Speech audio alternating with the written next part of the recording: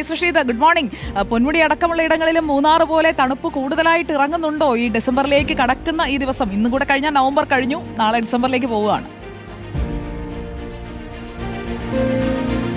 സുജയ, ഈ നവംബർ അവസാനം ഒരിക്കലും ഉണ്ടാകാത്ത തരത്തിലുള്ള തണുപ്പാണ് കേരളത്തിൽ മൊത്തത്തിലുള്ളത്. ഇപ്പോൾ കാലാവസ്ഥാ നിരീക്ഷണ കേന്ദ്രത്തിൽ നിന്ന് തന്ന കണക്കനുസരിച്ചാണെങ്കിൽ സുജയ നിൽക്കുന്ന കളമശ്ശേരിയിൽ 22 ഡിഗ്രി സെൽഷ്യസ് ആണ്. സംസ്ഥാനത്ത് ഏറ്റവും തണുപ്പുള്ള പ്രദേശങ്ങളിലൊന്ന് കളമശ്ശേരി കൂടിയാണ്. ഏറ്റവും കൂടുതൽ തണുപ്പുള്ള സ്ഥലമായി അവർ തരുന്നത് 15 ഡിഗ്രി സെൽഷ്യസ് ഉള്ള മൂന്നാറാണ്.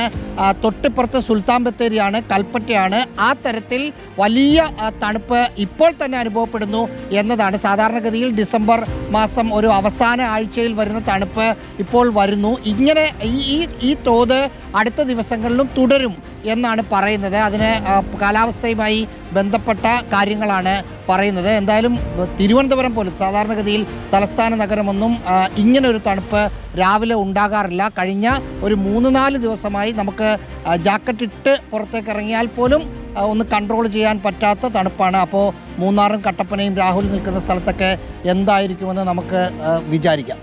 ഓക്കെ, അപ്പോൾ നല്ല കാലാവസ്ഥയാവട്ടെ. ഒപ്പം തണുപ്പ് അതികഠിനമാകാതെ എല്ലാവർക്കും ബെയറബിൾ ആയിട്ടുള്ള, നമുക്ക് സഹിക്കാൻ പറ്റുന്ന ഒരു തണുപ്പാണെന്നുണ്ടെങ്കിൽ തണുപ്പ് ആ ഒരു കാലാവസ്ഥ എന്ന് പറയുന്നത് നല്ലതാണ്. നേരത്തെ ആദ്യം പറഞ്ഞു ഡൽഹിയിൽ 10 ഡിഗ്രി ആയിട്ടേ ഉള്ളൂ ഇപ്പോഴെന്ന്. അതൊരു 3-ലേക്കും 4-ലേക്കും ഒക്കെ എത്തുമ്പോഴേക്കും നല്ല കിട്ടുകിട വിറയ്ക്കുന്ന തണുപ്പായിരിക്കും. പക്ഷേ ആ തണുപ്പിനും അതിൻ്റെ ഒരു രസമുണ്ട്. അപ്പോൾ നമ്മുടെ രാഹുലിനെ കുറിച്ച് ഞാൻ പറഞ്ഞപ്പോഴത്തേക്കും ഇവിടെ അരുൺ ബാബു പറയുന്നു, ഞങ്ങൾ ഇടുക്കിക്കാരുടെ സ്വകാര്യ അഹങ്കാരമാണ് ചേച്ചി ഞങ്ങളുടെ കാലാവസ്ഥ. സത്യം കേട്ടോ, ആ തണുപ്പുള്ള പ്രഭാതത്തിൽ രാവിലെ എണീറ്റ് വന്നൊരു കടുങ്കാപ്പിയൊക്കെ കുടിച്ച് ഉമ്മറത്തിരിക്കുന്ന ഒരു സുഖം, അതൊരു വേറെ ലെവലാണ് ഗൈസ്.